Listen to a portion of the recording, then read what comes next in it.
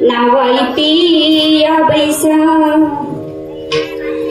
प्रस्तुत स्थळी प्राप्त प्रसंग कीर्तन रूपी सेवेसाठी निवडलेला अभंग श्री महान भगवत भक्त, श्री महान संत, वैराग्याची महान मूर्ती, वैराग्याचं ज्वलंत प्रतीक असणारे आणि सहज वैकुंठाला जाणारे संत श्रेष्ठ जगद्गुरु तुकोबराय यांचा 4 चरणांचा नामाचं श्रेष्ठत्व, नामाचं महात्म्य सांगणारा असा अभंग आज सेवेकरता घेतलेला आहे. विठ्ठल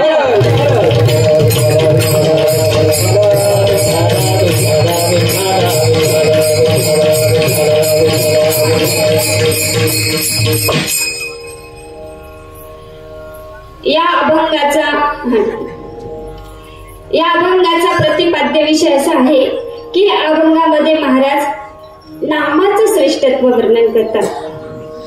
तसेच ह्या कली काळामध्ये तरुण जाण्यासाठी कोणती साधनं महत्वाची आहे त्या साधनांचं वर्णन महाराज प्रस्तुत अभंगामध्ये करतात. बघा, आपल्याला एका गावाहून दुसऱ्या गावाला जाण्यासाठी काहीतरी साधनं अवलंबावी लागतात की नाही, बरोबर ना? जर आपल्याला निफाडवरून नाशिकला जायचं असेल तर आपल्याला काहीतरी साधन लागेल ना. बस लागेल किंवा आपण स्वतःची गाडी करून जाऊ किंवा 2 पायाची गाडी आपली आहेच की. सांगायचं तात्पर्य असं आहे की एका गावाहून दुसऱ्या गावाला जाण्यासाठी जर का साधन लागतं तर इहलोकातून परलोकात जाण्यासाठी सुद्धा काहीतरी साधनं लागतात की नाही. मग ती साधनं कोणती आहे तर त्या साधनांचं वर्णन महाराज प्रस्तुत अभंगामध्ये करतात. महाराज सांगतात की ह्या कली काळामध्ये जर का तुम्हाला तरुण जायचं असेल तर सगळ्यात पहिले तुम्ही तीर्थयात्रा करा. तेही शक्य नाही झालं तर तुम्ही या हरिकीर्तनामध्ये येऊन बसा, सत्संगामध्ये येऊन बसा, भजनात येऊन बसा. कलियुगा माझी करावे कीर्तन, तेने नारायण देईल भेटी. आणि तुम्हाला हेही जर जमलं नाही, तुम्हाला तीर्थयात्रा करता आलं नाही, तुम्हाला सत्संग, प्रवचन, कथा, कीर्तन श्रवण करता आले नाही, तुम्हाला या धर्ममंडपात येऊन बसता आलं नाही, तर त्याच्याही पेक्षा सोपं करून सांगितलं महाराजांनी. काय? ठाईचं बैसोनी कराय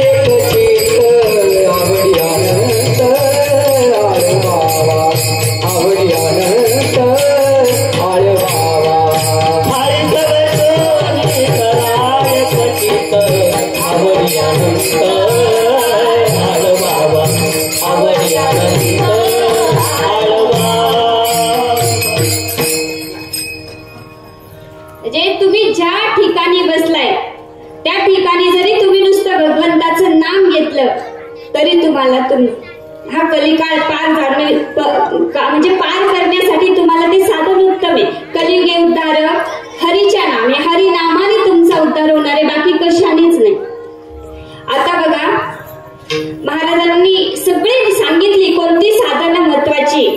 महाराजांना पण तरी काही जण महाराजांकडे आले आणि महाराजांना म्हणायला लागले, महाराज तुम्ही म्हणतात की हे नाम सर्वश्रेष्ठ साधन आहे, कलियुगी उद्धार हरीच्या नामे, पण ह्या नामाने आजपर्यंत किती लोक तरले?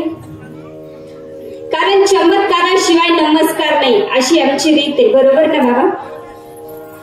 कारण चमत्काराशिवाय नमस्कार नाही. महाराज या नामाने किती लोक तरले? तर महाराज म्हणता, अहो कोट्यानी कोटी लोक तरले, नाही तरला ऐसा द्या मज निवडून. कारण भगवंताचं वचन आहे. जेव्हा अर्जुनाला भगवद्गीता सांगितली तेव्हा सांगितलं, अर्जुना जो अनन्य भावाने मला शरण येतो त्याचा मी उद्धार करतो, आणि शरण माझा आला आणि वाया गेला असा दाखवा कोणी? ज्याने भगवंताचं नाम घेतलंय आणि त्याचा उद्धार झाला नाही, असं कधी झालंय का? असं कधी होणार आहे का?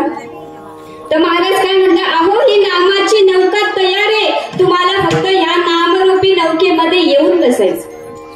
या नामरूपी नौकेमध्ये येऊन बसायचं म्हणजे काय करायचं बाबा? तर आपल्याला मुखाने भगवंताचं नाम घ्यायचं. आपल्याला मुखाने भगवंताचं नाम घ्यायचंय. सोपं आहे की नाही? पण याच्यावरही काही लोकांचं समाधान झालं नाही बरं का महाराज. आणि परत महाराजांना प्रश्न केला,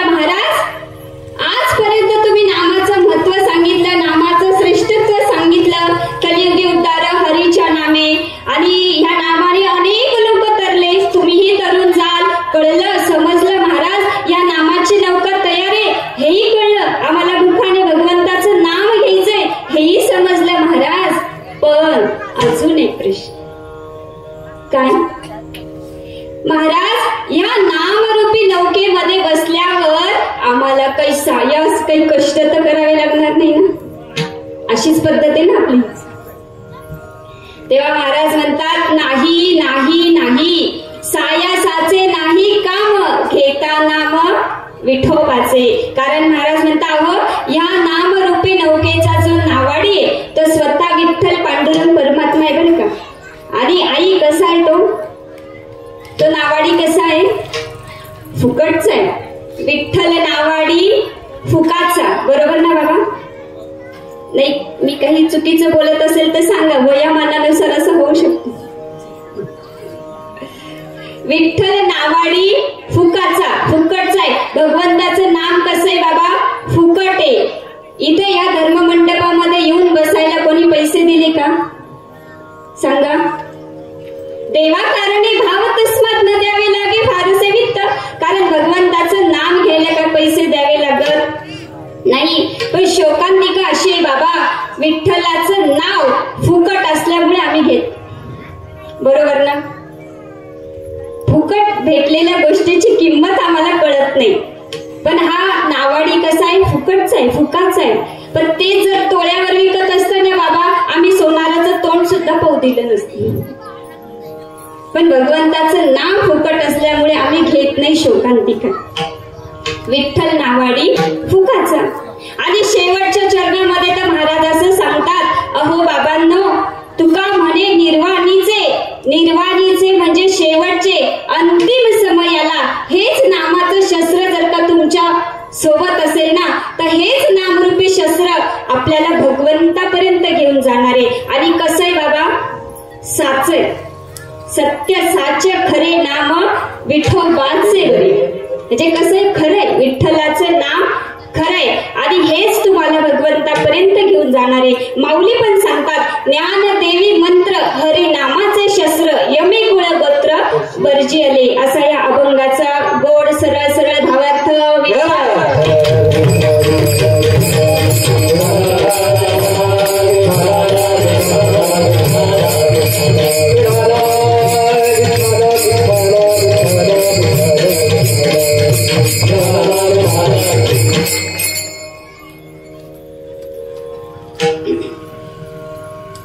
चिंतन रूपी सेवेला आरंभ करण्यापूर्वी एक छोटासा परिहार देणं आवश्यक असतं.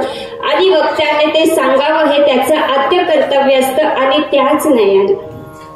प्रभू श्री रामचंद्रांच्या पद पावन स्पर्शाने पुनीत झालेल्या आपल्या या साधू संतांच्या भूमीमध्ये पांडुरंगाच्या असीम कृपेने, साधू संतांच्या कृपा आशीर्वादाने बघा, सद्गुरु गंगागिरीजी महाराज व वैकुंठवासी ब्रह्मलीन सद्गुरु नारायणगिरीजी महाराज यांच्या कृपा आशीर्वादाने व महंत हरिभक्त परायण दत्तगिरीजी महाराज मठाधिपती वरवंडी यांच्या सुंदर मार्गदर्शनाखाली नियोजक, आयोजक यांच्या आणि संपूर्ण ग्रामस्थांच्या विश्वासाने, सहकार्यातून सुंदर असा पंचदिनी अखंड हरिनाम नामयज्ञ सोहळा या ठिकाणी आयोजित करण्यात आलेला आहे. वर्ष 3.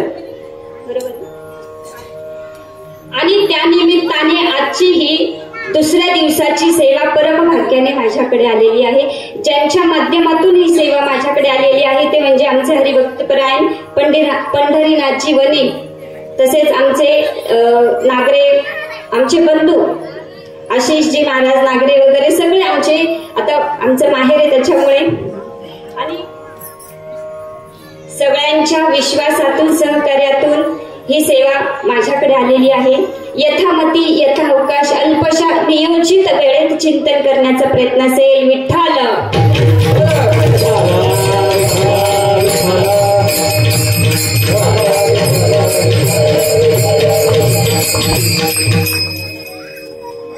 तसेच आज या ठिकाणी आम्हाला सुंदर अशी कीर्तनासाठी साथ देणारे आमचे हरिभक्तपरायण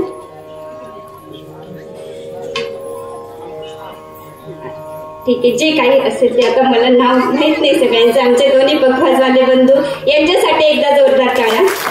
ते माझी सेवा भाव शुद्ध.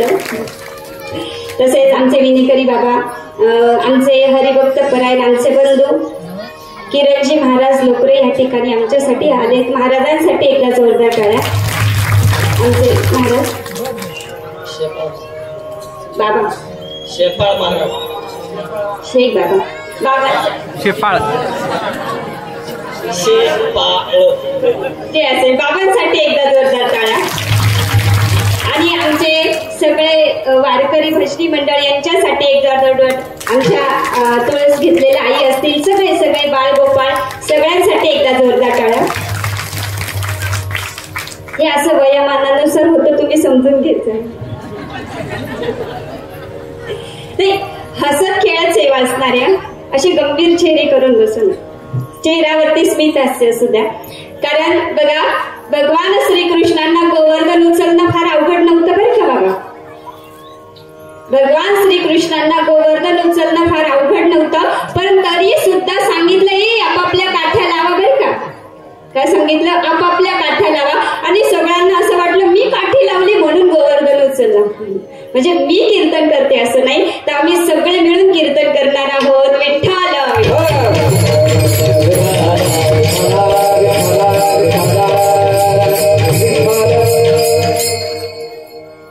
आणि आज कीर्तनाला ज्यांची खास उपस्थिती आहे ते म्हणजे आमचे बाबा उगले बाबा सोनेवाडीवरून या ठिकाणी उपस्थित झाले. बाबांसाठी एकदा जोरदार टाळ्या. आणि आमचे बंधू हरिभक्त परायण सागरचे महाराज तेही सोनेवाडीवरून या ठिकाणी उपस्थित झाले. महाराजांसाठी एकदा जोरदार टाळ्या. खरं तर आमच्यापेक्षाही जास्त या आड राहणारे भटकणाऱ्या जीवाला सन्मार्गावरती लावण्यासाठी, भक्ती मार्गाला लावण्यासाठी, धर्माचं रक्षण करण्यासाठी, धर्म टिकवण्यासाठी त्यांचं योगदान फार महत्वाचं आहे. एकदा जोरदार त्यांच्यासाठी. आणि आज या ठिकाणी आपल्या सगळ्यांच्या हृदयस्थ असणाऱ्या त्या पांडुरंग परमात्म्याचं वंदन करत आणि माझ्या सद्गुरूंच्या ठाई श्रद्धायुक्त अंतकरणाने प्रणाम करून आजच्या या कीर्तन रूपी सेवेला प्रारंभ करते. विठ्ठल.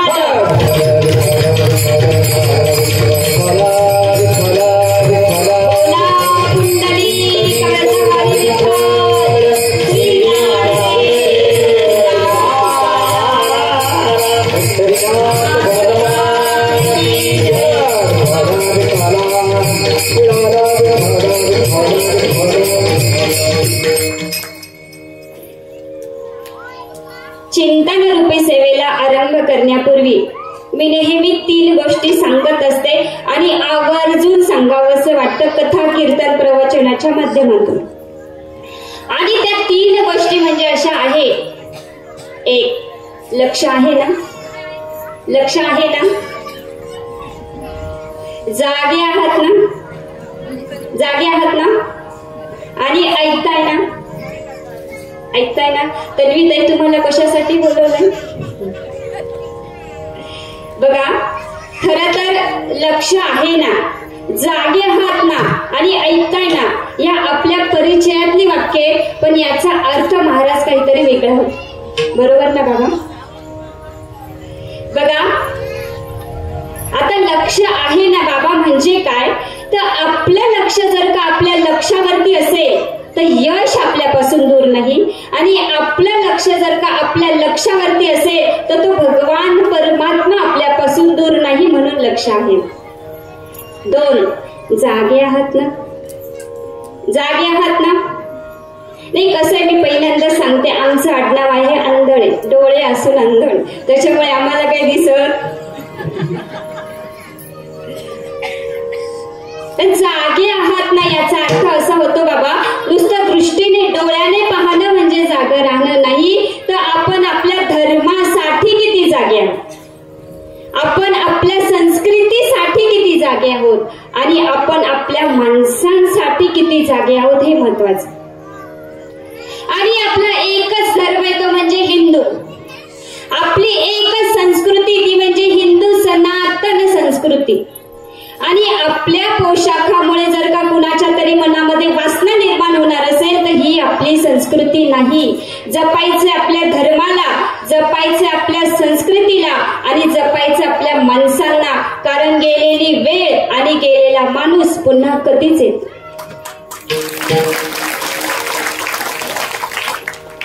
धर्मराज युधिष्ठिराने एकदा प्रश्न विचारण्यात आला होता, महाराज धर्म म्हणजे काय, एका शब्दात सांगा.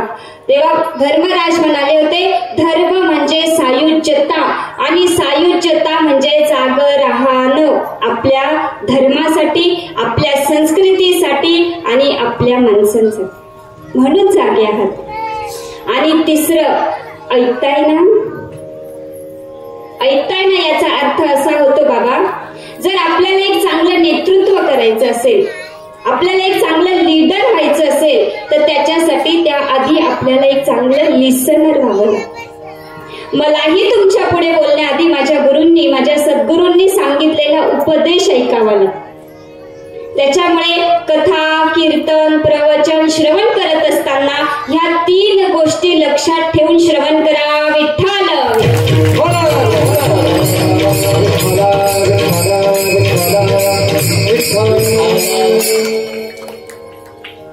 बघा, आजची आपली सेवा जी आहे ती गणपती बाप्पा या ठिकाणी विराजमान झालेले आहेत, आणि त्या निमित्ताने हा पंचदिनी अखंड हरिनाम सप्ताह या ठिकाणी सुंदर पद्धतीने साजरा केला जातो आणि फार छान संकल्पना आहे. आणि महाराज तर सांगतात, ज्याचा संकल्प शुद्ध असतो ना, तो पूर्णत्वास नेण्याची जबाबदारी तर नारायणाची असते. शुद्ध संकल्पाचा दाता नारायण, बरोबर. आणि बघा, तरी सुद्धा आता आपण पांडुरंगाची भक्ती करतो, शिवांची भक्ती करतो, विष्णूची भक्ती करतो, बरोबर ना. पण तरी सुद्धा अग्रपूजेचा मान गणेशाला का? अग्रपूजेचा मान गणेशाला का? माऊली सुद्धा ज्ञानेश्वरीची सुरुवातीला पहिल्याच ओवीमध्ये वर्णन करतात, ओम नमोची अद्या वेद प्रतिपाद्या जय जय स्वसंवेद्या आत्मरूपः देवा तूची गणेशू सकलार्थ मती प्रकाशू म्हणे निवृत्ती दासू अवधारी जोश. आता बघा, गणेश भगवान ही बुद्धीची देवता आहे, बरोबर. गणेश भगवान बुद्धीची देवता आहे, म्हणजे ज्ञान देते, ज्ञानाची देवता आहे. पण माऊलींना सुद्धा ज्ञानाचा सागर म्हटलेलं आहे.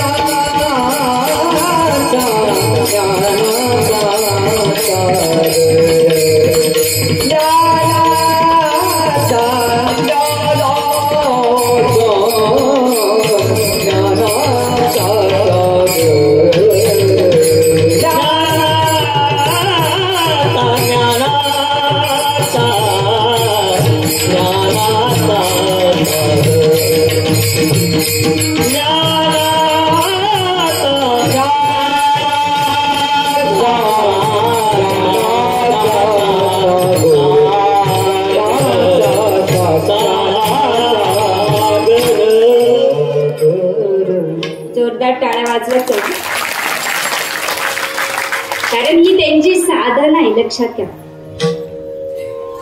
म्हणजे ज्ञान देणारा गणेश भगवान, ज्ञानाची देवता गणेश भगवान आहे आणि माऊली ज्ञानाचा सागर आहे. आणि ज्ञानाचा सागर म्हणजे माऊली गणेशाचं वर्णन करतायत.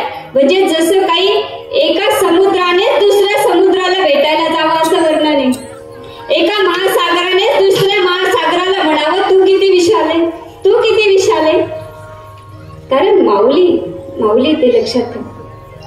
पण त्या गणेशाला अग्रपूजेचा मान का? तर बघा, फार सुंदर कथा आहे. अग्रपूजेचा मान त्यांनाच मिळणार होता जे विश्वाची परिक्रमा करून येते. त्यासाठी सगळे देवी देवता निघाले. चंद्र, सूर्य, तारे, देवी देवता, कार्तिक स्वामी पण निघाले आपापल्या वाहनावरून. पण या गणेशांनी विचार केला, माझं वाहन होते आणि या छोट्याशा उंदरावर बसून जाईल तर कधी वापस येईल. आणि माझे विश्व तर माझे माता पिता आहेत. सगळ्या देवी देवतांनी विश्वाची परिक्रमा केली, पण गणेशाने मात्र आपल्या माता पिताची म्हणजे चिन्मय सृष्टीची परिक्रमा केली आणि जी निरंतर सुरू आहे याची जाणीव करून दिली. विठ्ठल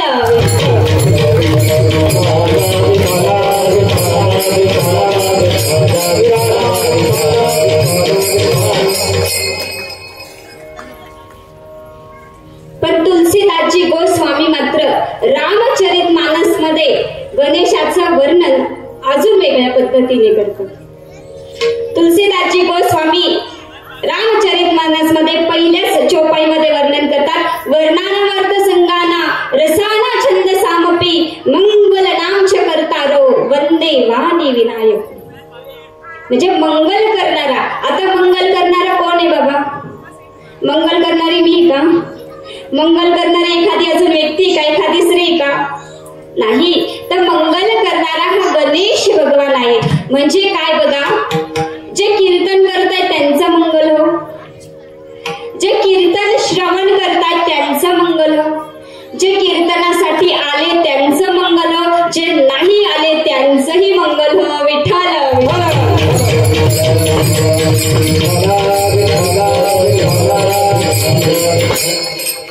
पण तुलसीदासजी गोस्वामी सांगतात वंदे वाणी विनायक. का असं म्हटले तुलसीदासजी गोस्वामींनी? का असं म्हटलंय वंदे वाणी विनायक? वाणीची देवता आणि विनायक, वाणीची देवता आहे माता सरस्वती आणि बुद्धीची देवता आहे गणेश भगवान. बरोबर ना? आता बघा महाराज, तुमच्याकडे खूप ज्ञान आहे, खूप ज्ञान आहे तुमच्याकडे, पण जर का शब्द नसतील तर तुमचं ते ज्ञान दुसऱ्याच्या हृदयापर्यंत पोहोचू शकत नाही. लक्षात घ्या. स्वामी विवेकानंदांकडे शब्द होते पण ज्ञानाची आवश्यकता होती. पण रामकृष्ण परमहंसांकडे ज्ञान होतं पण शब्द नव्हते. जेव्हा रामकृष्ण परमहंसांचं ज्ञान आणि स्वामी विवेकानंदांचे शब्द एकत्र आले तेव्हा जगामध्ये क्रांती घडून आली. विठ्ठल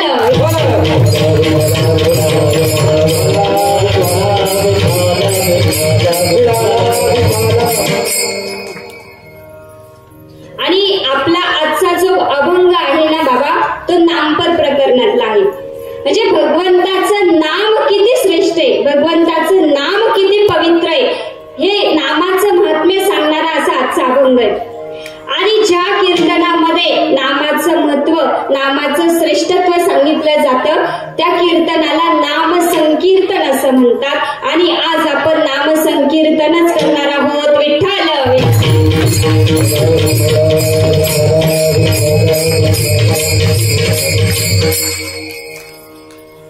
आता कीर्तनाला आरंभ करण्यापूर्वी सगळ्यांचे चेहरे तपासून झालेले आहेत. कोण काय बोलतय, कोण काय म्हणतय हे आम्हाला समजतंय. आता बऱ्याच लोकांना गायन लागतं, बऱ्याच लोकांना विनोद लागतात आणि बऱ्याच लोकांना अजून काही लागतं. बरोबर ना बाबा? पण खर तर ही जी नारदाची गादी आहे हिचा अधिकार फार मोठा आहे. आणि या नारदा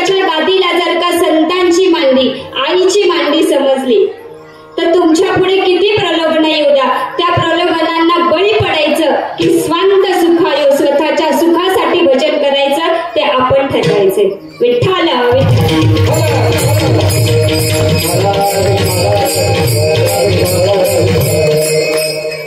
आणि खर तर कथा, कीर्तन, प्रवचन हे सगळ्यांसाठी सारखं आहे, पण जो जितका समरस होतो ना तितका त्याचा गोडवा अधिक वाटतं बरं का महाराज. तुमच्या भाषेत समजून सांगू का महाराज? साऊंड सिस्टीम वाले दादा, साऊंड सिस्टीम फार सुंदर आहे, त्याबद्दल मला काही शंका नाही. अतिशय सुंदर, एकदा जोरदार टाळ्या वाजवा त्यांच्यासाठी, कारण यांच्याशिवाय आम्ही बोलू शकत नाही. माऊली कृपा, माऊलींची कृपा आहे. वा छान. पण मला सांगा दादा, ह्या माईकने आतापर्यंत किती कीर्तन, किती कथा, किती प्रवचन ऐकले? खूप ऐकले. माझं पहिलंय, बरोबर ना? बोलत चला बर का, बोलावं माणसाने. माझं पहिलंच कीर्तन आहे, पण अनेक कीर्तन ऐकले असतील, बरोबर ना? पण मला सांगा महाराज, या माईकने अनेक कीर्तन ऐकली, अनेक प्रवचन ऐकली, अनेक कथा ऐकल्या, पण हा समरस झाला का? का नाही झाला? का नाही झाला? बोलत चला. कारण तो निर्जीव आहे, बरोबर ना? मग याने जर अनेक कथा, अनेक प्रवचन ऐकून जर याच्यात बदल होत नसेल, कारण तो निर्जीव आहे, बरोबर? पण अनेक कथा, कीर्तन, प्रवचन ऐकून जर का तुमच्यात बदल होत नसेल तर कदाचित विठ्ठल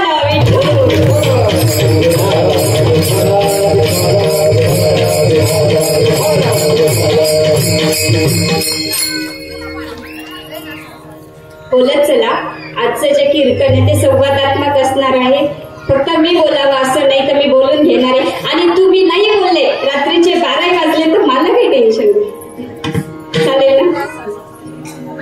बघा, सकळ मंगळ दिली विठ्ठलाचे नाम आदी असा हा अभंग आहे.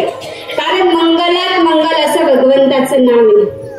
पवित्र वस्तू अपवित्र वस्तूला सुद्धा पवित्र करण्याचं सामर्थ्य या नामामध्ये आहे. नाम बरवया बरवंट, नाम पवित्र आणि चोखट, नामे स्मरे नीलकंठ निज सुखे निवाला. असं हे नाम महात्म्य सांगणारा आजचा अभंग आहे. सत्य साच खरे नाम विठोबाचे बरे, बरोबर ना बाबा? असंच आहे ना? माऊली पण सांगतात, हरिमुखे म्हणा, हरिमुखे म्हणा, पुण्याची गणना कोण करी. इतकं नामाचं श्रेष्ठत्व आहे. पण तरी सुद्धा आपलं कसं झालंय माहिती का बाबा? आपलं कसं झालंय? अमृताहुनी गोड नाम तुझे देवा, तरी मन माझे केशव काव नगे, अशी आपली स्थिती आहे, बरोबर का?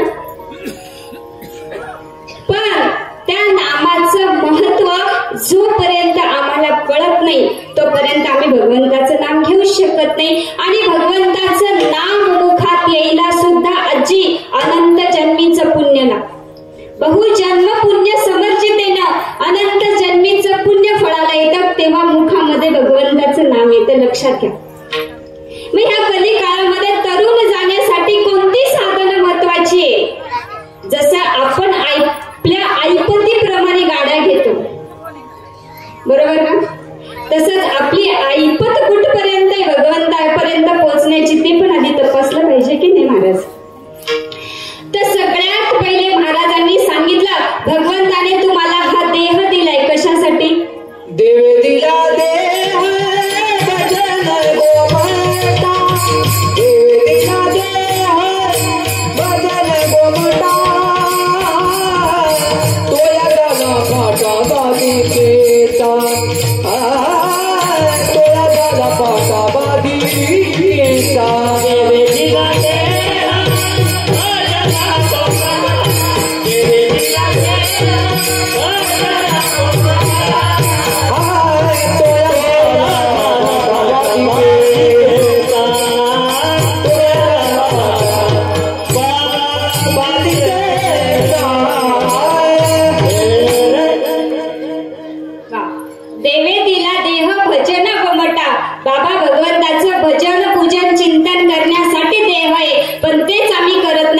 अवंतिकन, बरोबर ना?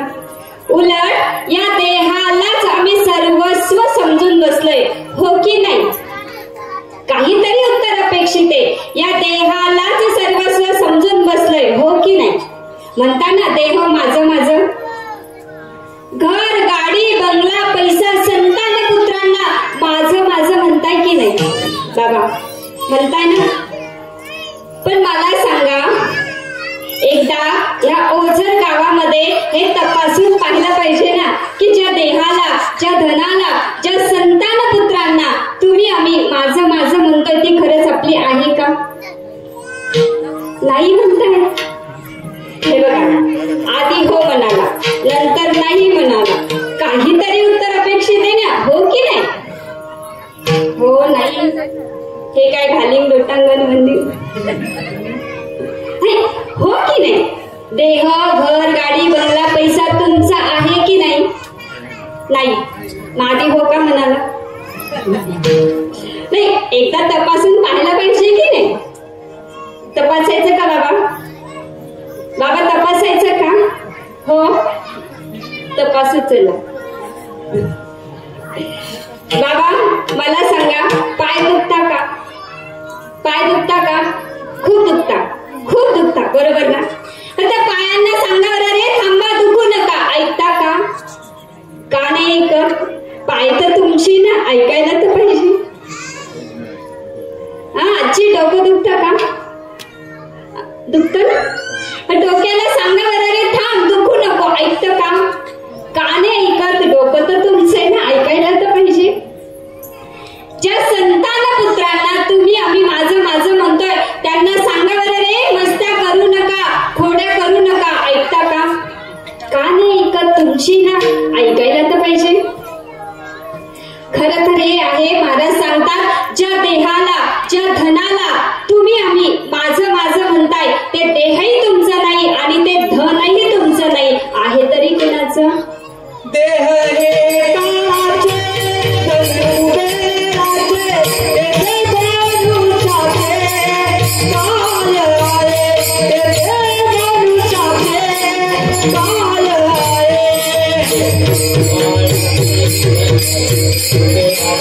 येथे मनुष्याचे, काल आहे, येथे मनुष्याचे, काल आहे.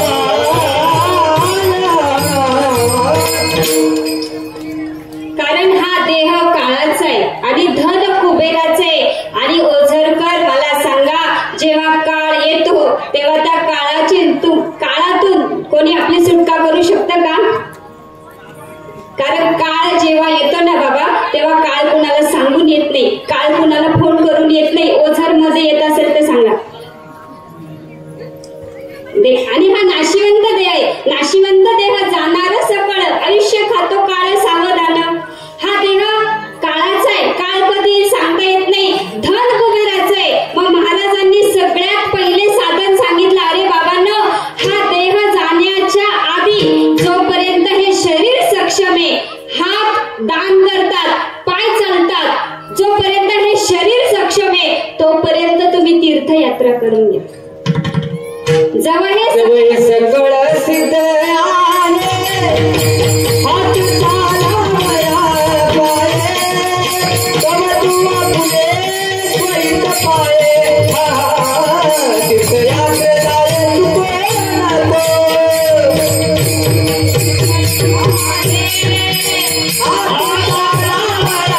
पाये, तव तुवा फुले त्वरित पाये.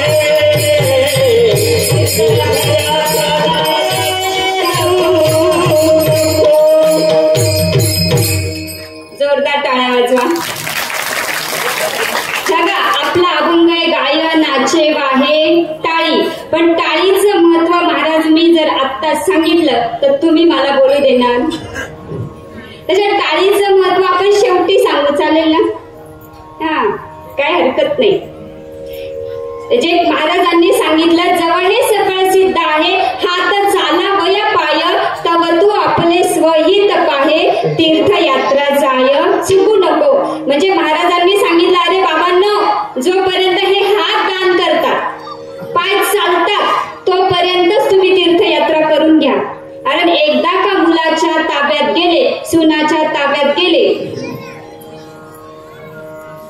10 रुपयाचं सुद्धा दान करू शकत नाही. म्हणजे काय, जोपर्यंत हाताने दान केले जाते तोपर्यंत दान करून घ्या, तीर्थयात्रा करून घ्या. कारण आपल्याला भगवंताने हे सुंदर देह दिलेला आहे. जेव्हा पाप आणि पुण्य समान होतं तेव्हा या मानवी देहाची प्राप्ती होते. बरोबर ना?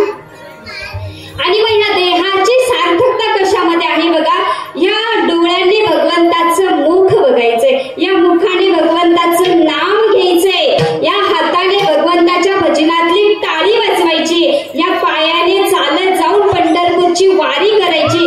तेव्हाच हा तुमचा देह सार्थकी होणार. कारण जीवनात यश तर कुणालाही मिळतं हो, जीवन में सफलता तो किसी को मिल जाएगी. पण तुम्हाला तुमचं जीवन जर का सार्थकी करायचं असेल तर त्याच्यासाठी तुम्हाला आधी सत्संगात जाऊन बसावं लागेल, त्याच्यासाठी आधी तुम्हाला तीर्थयात्रा करावं लागेल. आणि आपण तीर्थयात्रा केल्यामुळे बाबा काय होतं, आपलं शरीर तर पवित्र होतच, पण आपण आपल्या तीर्थांना भेट दिल्यामुळे आपल्या तीर्थांची महती सुद्धा वाढते.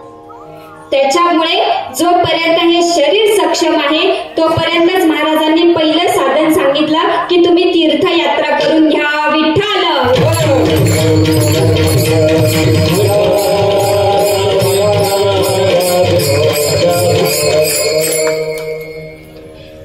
महाराजांनी दुसरं साधन सांगितलं बाबा, ते म्हणजे हरीचं कीर्तन, सत्संग, भजन. काय सांगितलं? हरीचं कीर्तन, सत्संग, भजन. कारण बिनु सत्संग विवेक ना होई, राम कृपा जसू सुलभ ना सोई. म्हणजे सत्संगाशिवाय विवेक नाही आणि विवेकाशिवाय ज्ञानाची प्राप्ती नाही. मग काय करायचं ह्या कलियुगामध्ये? कलियुगामध्ये हरीच्या कीर्तनामध्ये जाऊन बसायचं, सत्संगामध्ये जाऊन बसायचंय, भगवंताचं भजन, पूजन, चिंतन करायचंय.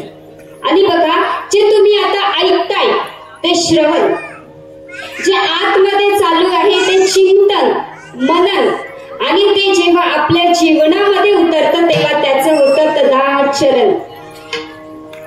मग या कलियुगामध्ये आपल्याला काय करायचंय तर या सप्ताहामध्ये जिथे हरीचं कीर्तन चालू आहे त्या धर्म मंडपामध्ये येऊन बसायचं. कलियुगा माझी करावे कीर्तन, तेरी नारायण देईल भेटी. पण आता इथे बऱ्याच लोकांना असा प्रश्न पडतो, बाबा देव आहे का? इथून सुरुवात. तो भेट देईल का नाही ते नंतरची गोष्ट, आणि त्यांनी आपल्याला भेटावा इतकं आपलं पुण्य नाही आहे का? पण सगळ्यांना असा प्रश्न पडतो, देव आहे का? सत्य परिस्थिती की नाही, सत्य की मिथ्या? आजच्या कीर्तनामध्ये तुम्हाला विनोद भेटणार नाहीये. आजचं कीर्तन फक्त चिंतनीयच असणार आहे, आणि चिंतन जर केलं नाही तर चिंता संपणार नाही, हे लक्षात असू दे. बरोबर ना? कारण चिता चिंता समयुक्ता बिंदू मात्रेन विशेषता. कारण चिता आणि चिंता मध्ये एकच बिंदूचा फरक आहे ना. कारण चिता माणसाला एकदाच जाळते, चिता माणसाला एकदाच जाळते. बाबा ओझर गावामध्ये असा फोन येतो का? दर साल वादाप्रमाणे आमच्या आजी बाबाला पेटवण्याचे कार्यक्रम आहे, येण्याची करावी. येतो का? का नाही येत? कारण चिता माणसाला एकदाच जाळते, पण चिंता मात्र माणसाला क्षणाक्षणाला, मिनिटाला, सेकंदाला जाळत असते. म्हणून महाराज म्हणतात, क्षणोक्षणी करावा हाची विचार, तरवया पार भव सिंधू. तुम्हाला जर हा दुःखाचा संसार रूपी समुद्र पार करून जायचा असेल तर तुम्हाला काय करावं लागेल? या चिंतेपासून चितेवर जाईपर्यंत जे मधलं अंतर आहे, ज्याला आपण जीवन म्हणतो, ज्याला आपण आयुष्य म्हणतो, ते आयुष्य जगत असताना आपल्याला भगवंताचं चिंतन करायचं आहे. विठ्ठल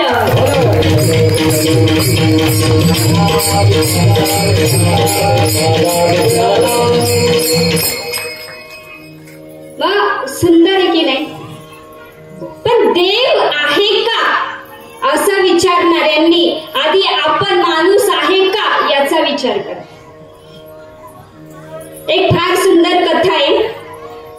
अकबर आणि बिरबलामध्ये चर्चा चालली होती बरं का बाबा. आणि अकबर सांगतोय बिरबल आला. का रे म्हणे बिरबला, तू नेहमी गीता वाचतो, ज्ञानेश्वरी वाचतो, म्हणजे तुमचे धार्मिक ग्रंथ वाचतो, पण मला एका प्रश्नाचं उत्तर दे. तुमचा देव आहे का? तुमचा देव आहे का? आहे तर दिसत का नाही? आणि करतो तर काय करतो? आता बिरबलाला चिंता. जर राजाला उत्तर दिलं नाही तर राजा काय करू शकत नाही. बाबा, जर राजाच्या मनात आलं लाडकी बहीण योजना चालू करायची तर केली, आणि राजाच्या मनात आलं बंद करायची केली. म्हणजे मला काही हे करायचं नाही, पण राजाच्या मनात आलं तर राजा काही करू शकतो. बरोबर आहे की? मग आता बिरबलाला प्रश्न पडला, राजाला काय उत्तर दे? आणि ते चिंतेमध्ये होते. तेव्हा बिरबलाचं पोरग खेळत खेळत आलं आणि म्हणाले, बाबा काय झालं, कसली चिंता आहे तुम्हाला? म्हणे, महाराजांनी मला काही प्रश्न विचारले आणि त्या प्रश्नाचं उत्तर जर दिलं नाही तर कदाचित मृत्यूदंड पण येऊ शकतो. बरोबर ना? कारण माणूस कर्माला घाबरत नाही पण मृत्यूला मात्र नक्की घाबरत. म्हणे, बस बाबा काय प्रश्न आहे मला सांगा. म्हणे, तुमचा देव आहे का? आहे तर दिसत का नाही? करतो तर काय करतो? बरोबर ना? आवाज द्यावा थोडासा. म्हणे, बाबा बस एवढेच प्रश्न आहे ना? मग उद्या राजाला जाऊन सांगा की या प्रश्नाचे उत्तर एवढं सोपं आहे, एवढं सोपं आहे का ते तर माझा मुलगा पण देऊ दे. बरोबर ना? आणि दुसऱ्या दिवशी ठरल्याप्रमाणे दरबार भरला. बिरबलाला विचारण्यात आलं, अकबरजी महाराज सांगताय माझ्या प्रश्नांची उत्तरं दे. म्हणे, महाराज तुम्ही विचारलेला प्रश्न इतका सोपा आहे की त्याचं उत्तर तर माझा मुलगा पण देतो. चला बोलवा मुलाला बोलवण्यात आलं. एक एक करून प्रश्न विचारा. मुलगा सांगतोय, तुमचा देव आहे का? आहे तर दिसत का नाही? म्हणे, महाराज त्याच्यासाठी तुम्हाला आधी दूध आणावं लागेल. काय सांगितलं? दूध आणावं लागेल. दूध आणण्यात आलं. आता त्याच्यामध्ये साखर टाका. काय सांगितलं? साखर टाका. हलवली. आता दूध प्या. त्यांनी दूध प्राशन केलं. सांगितलं, दूध कसं लागलं महाराज? कसं आहे? दूध गोड आहे. बरोबर ना? मग तसा माझा देव गोड आहे, माधुर्याने भरलेला आहे, पण दिसत नाही. मग का दिसत नाही? बघा, म्हणे दुधामध्ये साखर आहे, दिसते का? पण दूध गोड आहे. तसा माझा देव सुद्धा दिसत नाही पण गोड आहे. ठीक आहे, कळलं. अहो मोठ्याने तरी वाजवा, झोपलेले जागे तरी. माझा देव आहे, दिसत नाही पण गोड आहे. ठीक आहे, कळलं, समजलं. मग करतो तर काय करतो? तुझा देव करतो तो काय करतो? म्हणे त्याच्यासाठी राजा तुम्हाला मला गुरु मानावं लागेल. काय सांगितलं? गुरु मानावं लागेल. ठीक आहे, मानलं. असं नाही म्हणा, तुम्ही माझे गुरु, तू माझा गुरु. ठीक आहे, कळलं, समजलं. मग आता एक काय, आमच्याकडे गुरु उच्च आसनावरती बसतात आणि शिष्य खाली बसतात. अशीच पद्धत आहे ना बाबा? बरोबर ना? मग आता अकबरजी महाराज उठले आणि खाली बसले आणि बिरबलाचं पोरग उठलं आणि राजाच्या राजगादीवर जाऊन बसलं. झालं, कळलं, समजलं. आता सांगा तुमचा देव काय करतो? म्हणे, अहो राजा हेच करतो. कधी राजाला भिकारी आणि भिकाऱ्याला राजा करेल सांगता येत नाही. माझा देव हेच. बरोबर ना? त्याच्यामुळे देव नाही असं म्हणणाऱ्यांनी आधी आपण माणूस नाही याचा विचार करा. विठ्ठल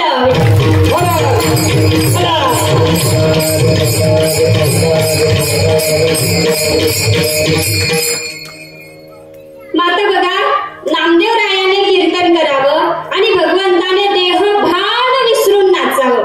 इतकं नाचावं की भगवंताचा पित्तांबर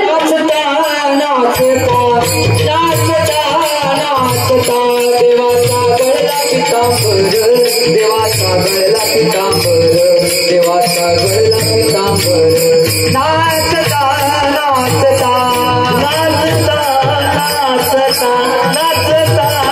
सखा देवाचा गळला पितांबर देवाचा गळला पितांबर देवाचा गळला पितांबर नाचता नाचता सावधाई देवायचे बोले कबीरा सावधाई देवायचे बोले कबीरा सावधाई देवायचे बोले कबीरा सावधाई देवायचे बोले कबीरा नामदेव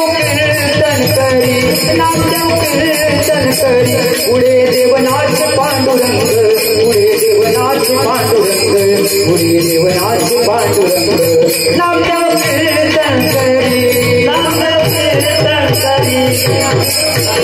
करी पुढे देवनाथ पांडुरंग पुढे देवनाथ पांडुरंग पुढे देवनाथ पांडुरंग नामदेव कीर्तन नामदेव कीर्तन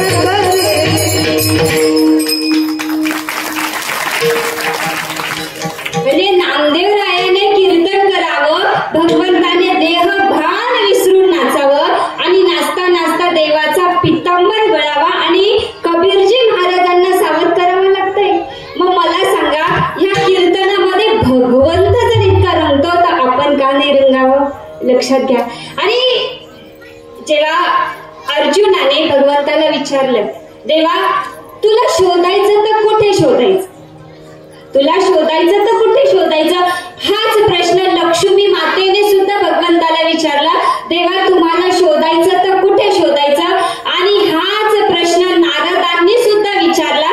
देवा तुला शोधायचं तर कुठे शोधायचं, आणि ह्या प्रश्नाचं उत्तर भगवंताने नारदांना श्रीमद भागवताच्या 2ऱ्या स्कंदामध्ये दिले. भगवंतांनी सांगितलं, नाहम वसामी वैकुंठे, मी तर वैकुंठात नाही, नाहम वसामी वैकुंठे योगियान हृदयं प्रपी मद भक्त यत्र गायन्ति नर्तन्ति तत्र तिष्ठामि नारदा. म्हणजे जिथे माझे भक्त आनंदाने माझं भजन पूजन करता त्या कीर्तनामध्ये मी ये, म्हणून कलियुगा माझी करावे कीर्तन, तेने नारायण देईल भेटी विठ्ठल.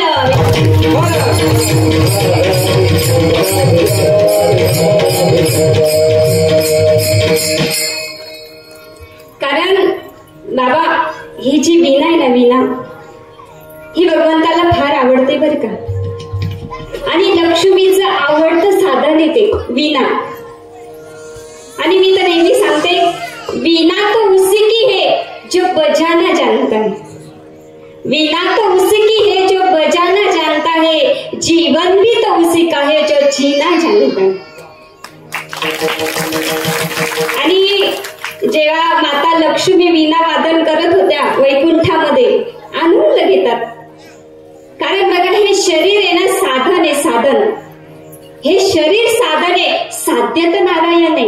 पण ते कशामुळे साध्य होतं, तर हे टाळ वीणा मृदंग जेव्हा वाजताना तिथं भगवंताला राहवतच नाही, तो येतोच, त्याला यावंच लागतं. लक्षात घ्या. आणि आज अनुभव देण्याची गरज आहे. आज समाजाला विनोदाची आवश्यकता नाहीये, आज समाजाला अनुभव देण्याची गरज आहे. लक्षात घ्या. आणि जेव्हा लक्ष्मी माता अशा वीणा वादन करत होत्या आणि तितक्यात नारदजी मुनींचं आगमन झालं आणि नारदजी मुनींनी ती वीणा बघितली. बरं, आता ज्याला त्याच्यातला आनंद कळतो ना, तो भगवंताकडे तेच मागतो. तुमच्या आमच्या सर्व घर गाडी बंगले नाही मागत बरं का. आणि नारदांनी सांगितलं, देवा मला ना ती माता लक्ष्मीच्या हातातली वीणा पाहिजे. काय सांगितलं? वीणा पाहिजे. आता महिला मंडळ स्त्रियांचा स्वभाव कसा असतो सांगा? जागे आहात ना? लक्ष आहे ना? ऐकताय ना? बरं मला सांगा, किती जण जागे आहेत? हात वरती करा बरं. थोडं दिसलं तर दिसलं मला. पुरुष मंडळी किती जण जागे आहात? अच्छा, वा, छान. अहो हात माझा वरती यायचं. हा, आणि जे झोपले ते हात खाली करू शकतो. हा, कॅमेरा यांच्याकडे घ्यायचं ना. कारण पक्के श्रोते आणि म्हणजे पक्के श्रोते पटकन पकडल्या जातात बरं का. जागते रहो. आता मला सांगा, महिला मंडळ जर आणि ती एखाद्याने मागितली तर तुम्ही द्याल का? नाही देणार. स्त्री स्वभाव येतो. आणि नारदाने नेमकं तेच केलं. म्हणजे देवा, लक्ष्मी जी वीणा वादन करते तीच मला पाहिजे. आता देवाला प्रश्न, भक्त की पत्नी? तुम्ही काय निवडा?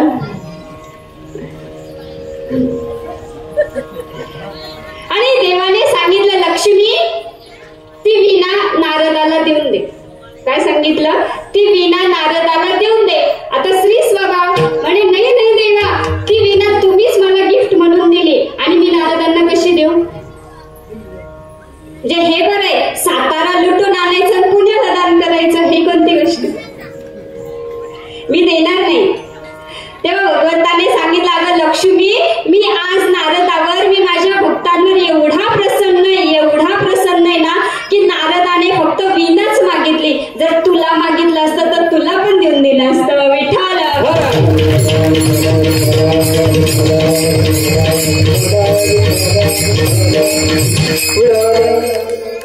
म्हणजे मला सांगायचं काय, तर भगवंताला आनंद कुठे भेटतो? तर भगवंताला आनंद ह्या कीर्तनामध्ये भेटत असतो. लक्षात घ्या. आणि या कीर्तनामध्ये या नारदाच्या गादीवर भगवंताचा एक नियम आहे का, ह्या नारदाच्या गादीवर उभं राहिल्यावर इथं फक्त भगवंताचं चिंतनच झालं पाहिजे. हा कीर्तनाचा नियम आहे. कारण ह्याच नारदाच्या गादीवर उभं राहून आम्ही कीर्तन करतो. त्याच नारदांनी जेव्हा भरी सभेमध्ये, म्हणजे देवांच्या सभेमध्ये लौकिक गीताचं गान केलं होतं, तर त्यांना सुद्धा दासीपुत्र व्हावं लागलं होतं. तर आम्हाला काय व्हावं लागेल? त्याच्यामुळे कीर्तनाचा एक नियम आहे. पहिली गोष्ट, इथे आल्यावर भगवंताचं चिंतन आणि गाथेला, ज्ञानेश्वरीला धरूनच बोललं पाहिजे. माथ्यातलं इथे चालत नाही. विठ्ठल.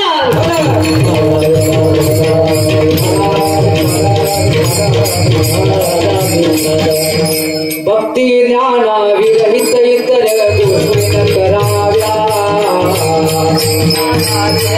इतर गोष्टी न कराव्या.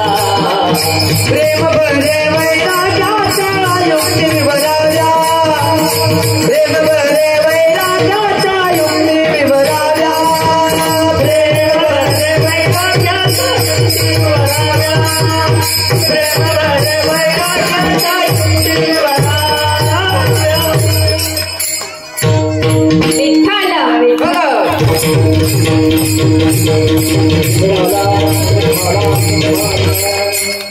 बघा, जेव्हा देव बाबा वैकुंठात बसलेले होते बरं का, आणि वैकुंठामध्ये त्यांनी आपल्या समोर अशा टोपलीमध्ये काही साधनं ठेवली. साधनं पण उत्तम आहे बरं का, लक्षात घ्या. साधनं ठेवली होती आणि ती साधनं भगवंत या मानवी वर्गाला देत होता बाबा.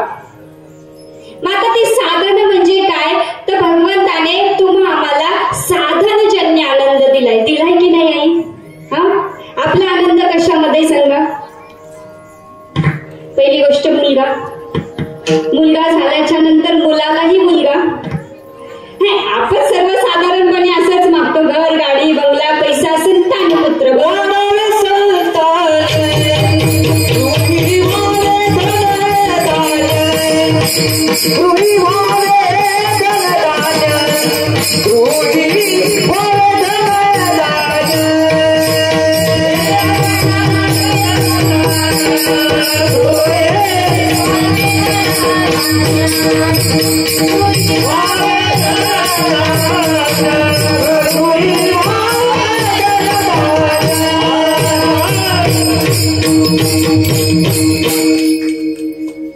वाजवा, टाळ्या वाजवायला कंजूसी.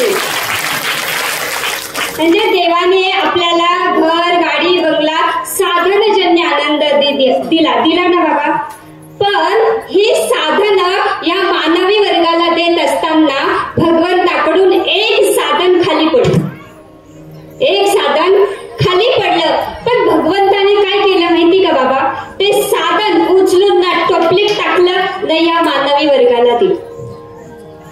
आता ही गोष्ट कोणाच्या लक्षात येऊ ना येऊ महिला मंडळ, पण माता लक्ष्मीच्या ही गोष्ट लक्षात आली बरं का.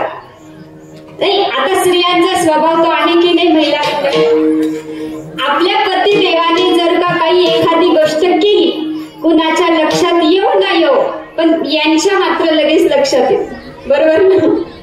पतिदेव हसले तरी का हसले, बरोबर ना? म्हणजे यांनी काही गडबड केली का यांना लगेच कळत, त्याला मी काही वेगळी नाही. तेव्हा माता लक्ष्मी सांगत आहे, देवा काय गडबड आहे, कुणाच्या लक्षात येऊ ना येऊ, पण माझ्या ही गोष्ट लक्षात आली की तुम्ही हे जे पडलेले साधन उचलून ना या टोपलीत टाकलं ना, ह्या मानवी वर्गाला दिलं, असं का? तेव्हा भगवंताने सांगितलं, का लक्ष्मी हे जे साधन आहे ना, ज्याच्यावर मी पाय दिलाय, तो माझा आनंद आहे, तो माझा आनंद आहे. कारण मी ह्या 84 लाख योनी निर्माण केल्या, पण याच्यात काही माझं कोणी भजन पूजन करीन. आणि मग सगळ्यात शेवटी ह्या मानवाची निर्मिती केली, पण हा मानव सुद्धा विषय सुखामध्ये एवढा रममान झालाय का त्याला सुद्धा माझा विसर पडलाय, बरोबर ना? सगळं केलंय ह्या शरीराने, सर्वं कुर्वन्ती सर्वं कुर्वन्ती, सगळं केलंय ह्या शरीराने, पण भगवंताचं भजन पूजन काही केलंच नाही. आणि मग भगवंताने सांगितलं, अगं लक्ष्मी या ज्या साधनावर मी पाय दिलाय ना, तो माझा आनंद आहे, आनंद. आणि त्या आनंदाच्या शोधात तरी माझी लेकरं माझ्याजवळ येतील ग. आणि तो आनंद भगवंताला ह्या कीर्तनामध्ये भेटतो. म्हणून महाराजांनी दुसरं जे साधन सांगितलं ते म्हणजे हरीचं कीर्तन, विठ्ठल.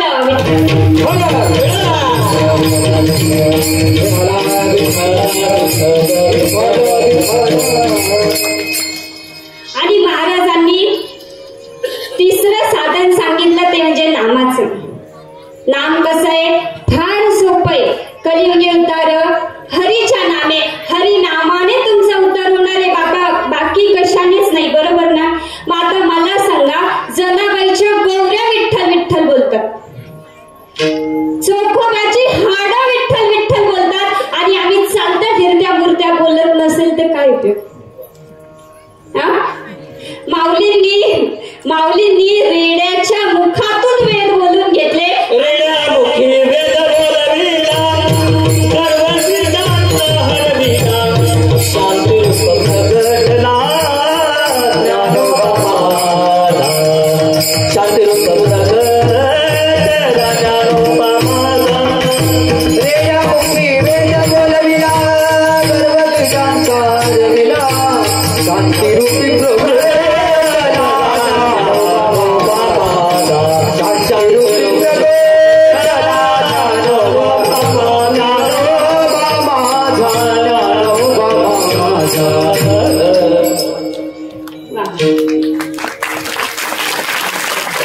बाबा रेड्याच्या मुखातून वेद बोलवतात आमचे माऊली, आणि आम्ही इथे चालते फिरते, पुढे मी काही बोलत नाही. विठ्ठल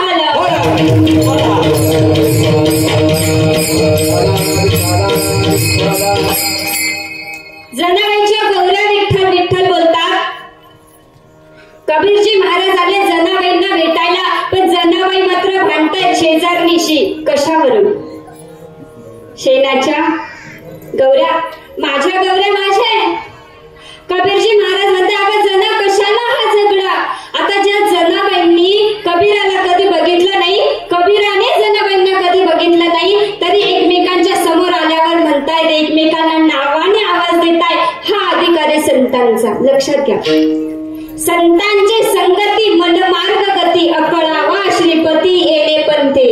आणि जर आपण आम्ही सगळेजण संतांनी सांगितलेल्या मार्गावरून जर गेलो, तर हा विश्वास आहे बाबा, आम्ही आमच्या ध्येयापर्यंत, आम्ही आमच्या पांडुरंगापर्यंत नक्की पोहोच. पण त्याच्यासाठी संतांचा संग पण तितकाच महत्वाचा आहे. तुम्ही संग कोणाचा करता याच्यावरती तुमचं जीवन अवलंबून आहे. जसा संग तसा रंग. आणि जनाबाई म्हणताय, कशाला हा झगडा? माझ्या गौऱ्या माझ्या आहे. कशी ओळखायची? एक गौरी उचलली, कानाला लावली, विठ्ठल विठ्ठल आवाज आला. दुसरी गौरी उचलली, कानाला लावला, विठ्ठल विठ्ठल आवाज आला. पाहता पाहता गौऱ्यांचा ढीग संपला. जर जनाबाईच्या गौऱ्या विठ्ठल विठ्ठल बोलतात, चोखोबाची हाडं विठ्ठल विठ्ठल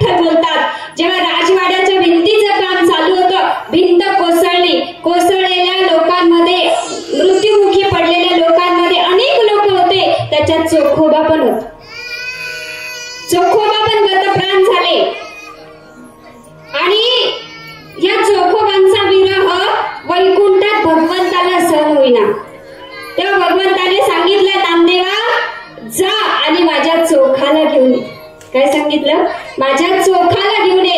नामदेवराय सांगतात, तिथे इतक्या लोकांची हाडं पडलेली आहे, चोखोबाचं हाड कसं ओळखायचं? तेव्हा सांगितलं, अरे नामदेवा, ज्या हाडातून विठ्ठल विठ्ठल आवाज येईल ना, ते हाड माझ्या चोखाचं. मला सांगा, जनाबाईच्या गोऱ्या विठ्ठल विठ्ठल बोलतात, चोखोबाची हाडं विठ्ठल विठ्ठल बोलतात आणि आम्ही चालत्या फिरत्या मूर्त्या बोलत नसेल तर काय उपयोग? तेव्हा महाराजांनी सांगितलं, या कली काळामध्ये जर का तुम्हाला तरुण जायचं असेल तर नाम हेच साधन उत्तम आहे. आणि हेच महाराज अभंगाच्या पहिल्या चरणात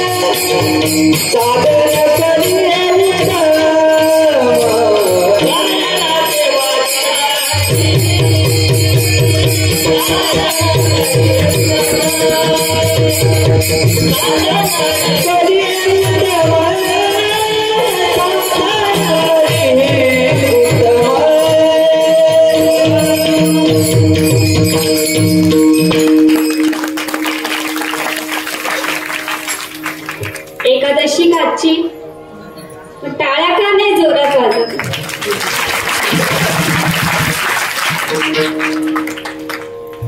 जागे आहात ना? जागे आहात ना महाराज? एक अनुभव सांगते. बाबा, आमची रामकथा चालू होती पुण्याला, रामचरित मानस, तुलसी रामायण, पद्मशाली समाज भवानी पेठ पुणे या ठिकाणी, बर का बाबा. आता पुण्याचे लोक किती हुशार, पुढे तिथं काय होणार, बरोबर ना? आणि कथेचा दुसरा तिसरा दिवस होता. काही महिला आल्या माझ्याकडे आणि म्हणायला लागल्या, ताई काय सुंदर कथा सांगता हो, काय सुंदर कथा सांगता. आता मला सांगा बाबा, एखाद्याने आपलं कौतुक केलं तर काय होईल? काय होतं?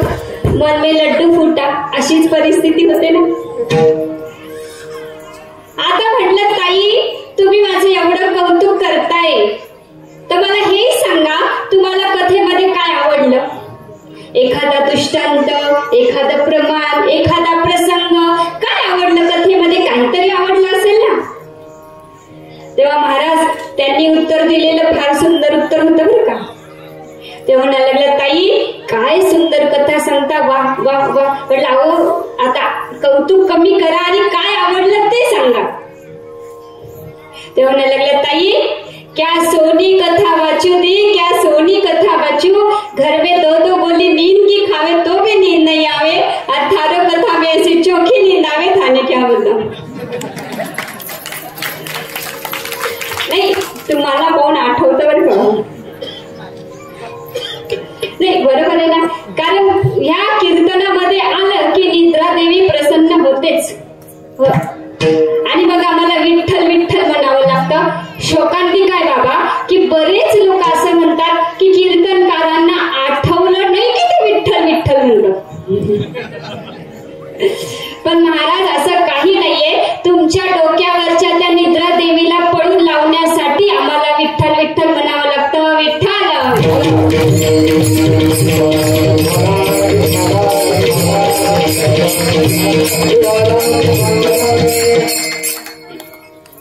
बघा आता महाराज जेव्हा हे नामाचं महात्म्य सांगत होते की कलियुगी उद्धार हरीच्या नामे हरीच्या नामे हरिनामाने तुमचा उद्धार होणार आहे, तेव्हा महाराजांजवळ काही लोक आले आणि म्हणाले लागले की खरंच महाराज या नामाने उद्धार होतो का आणि या नामाने किती लोक तरले.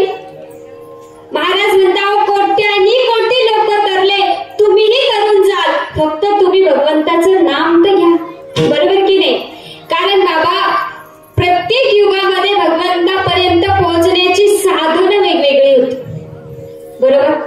सत्य युगामध्ये भगवंत तपाने प्रसन्न व्हायचे पण आयुष्य 1 लाखांचं होतं. त्रेता युगामध्ये म्हणजे राम राज्यामध्ये ते आयुष्य 10,000 आलं आणि देव यज्ञाने प्रसन्न व्हायला लागले. द्रुपद राजाने यज्ञ केला, द्रौपदीची प्राप्ती झाली. राजा दशरथांनी यज्ञ केला, पुत्र कामेष्ठी यज्ञ, प्रभू श्रीरामांची प्राप्ती झाली. म्हणजे त्रेता युगामध्ये भगवंत यज्ञानेही प्रसन्न होऊ लागले. पण कृष्ण अवतारामध्ये द्वापर युगामध्ये गोपिकांनी फक्त भगवंताची सेवाच केली. सेवेने भगवंत प्रसन्न व्हायला लागले पण आयुष्य 1,000 झालं. बरोबर ना बाबा. काही चुकीचं बोलत असेल तर सांगा बरं का, वयोमानानुसार विसरायला होतं. नाही होतं ना असं. म्हणजे एवढ्याशा लोण्याने एवढ्याशा दया दुधाने सुद्धा गोपिका भगवंताला नाचवत होत्या पण आयुष्य 1,000. पण ह्या कलियुगामध्ये मात्र आता ती सगळी साधनं कुचकामी झाली, निकामी झाली, क्षीण झाली. अवघ्या वाटा झाल्या क्षीण, कळीन घडे चालू. कारण त्या वाटा आता कुचकामी झाल्या, निकामी झाल्या.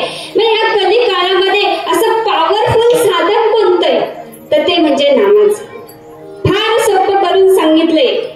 तृण अग्नी मेळे समरस झाले, तैसे नामे केले जपता हरी. बरोबर ना. या नामामध्ये इतकी ताकद आहे. कारण ह्या कलियुगामध्ये भगवंताचं नाम घ्यायला आयुष्य फार थोडं. किती आहे? 100. अल्प आयुष्य मानव देह, अल्प आयुष्य मानव देह, सतगणी येते अर्धरात्र खाय, सतगणी येते अर्धरात्र खाय, मध्ये बालत्व पीडा रोग क्षय, मध्ये बालत्व पीडा रोग क्षय, काय वचनाची उरले ते पायगा, काय वचनाची उरले ते पायगा, काय वचनाची उरले ते पायगा, राम राम स्मरामी, राम राम स्मरामी, राम राम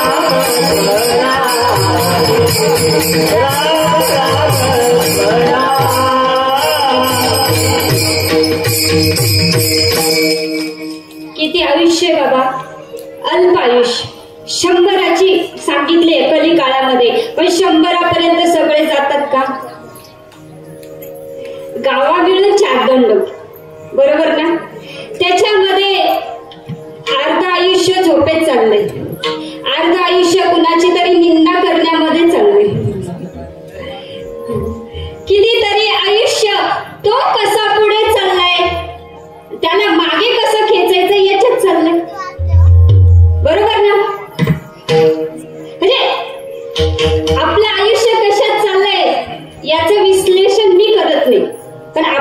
माहितीये, बरोबर ना? मग हे सगळं करत असताना भगवंताचं नाम कधी घेणार आहे तुम्ही? आज उद्या कधी कधी घेणार आहे मला सांगा. कबीरजी महाराज म्हणतात कल करे सो आज, आज करे सो अब. आत्तापासून भगवंताचं नाम घ्या, कारण अंतिम समयाला मुखामध्ये भगवंताचं नाम यायला सुरुवात आम्ही आत्तापासून करणार, बरोबर ना? एक काहीतरी साध्य करा, बरोबर? आता मला सांगा, कबीरजी महाराज म्हणतात एक साधे तर सब साधे, सब साधे तर सब छोटे. म्हणजे एक काहीतरी साध्य करा, कारण जर तुम्ही 10 वस्तू गोळा करायच्या नादात हातात घेतलेल्या सगळ्या वस्तू पडून जातात, बरोबर ना? आता त्या खुर्चीला बाबा 4 पाय, चारीच्या 4 पाय ओढतात का? एक पाय ओढला तरी 3 पाय ऑटोमॅटिक येणार आहे. अगदी त्याचप्रमाणे जर तुम्ही फक्त एक साध्य केलं, भगवंताचं नाम जर का घेतलं, तरी तुम्हाला ह्या कली काळामध्ये तरुण जाण्यासाठी मदत होणार. विठ्ठल विठ्ठल.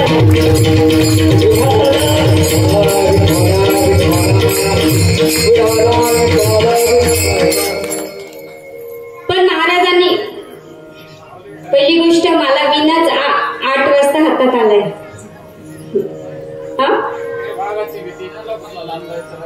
हा कलीचा महिमा आहे, हा कलीचा महिमा आहे. त्याच्यामध्ये तुमची आमची काही चूक नाही बरं का. भागवतातला एक प्रसंग सांगते आणि थांबते. या नामाने सगळ्यात पहिले कोण तरले? तर या नामाने सगळ्यात पहिले राजा परीक्षित तरले. कारण जेव्हा कलियुगाचा प्रारंभ झाला, कलियुगाला प्रारंभ सुरू झाला, तेव्हा राजा परीक्षितांचं राज्य सुरू होत, बरोबर ना बाबा? आणि राजा परीक्षितांनी एक दृश्य पाहिलं. जेव्हा वन विहाराला चालले होते, तेव्हा 3 पाय नसलेल्या आणि एका पायावर उभ्या असलेल्या बैलाला आणि एका गाईला एक मनुष्य निर्मानुषपणे मारत आहे. धावले, सांगितलं का मारतोय?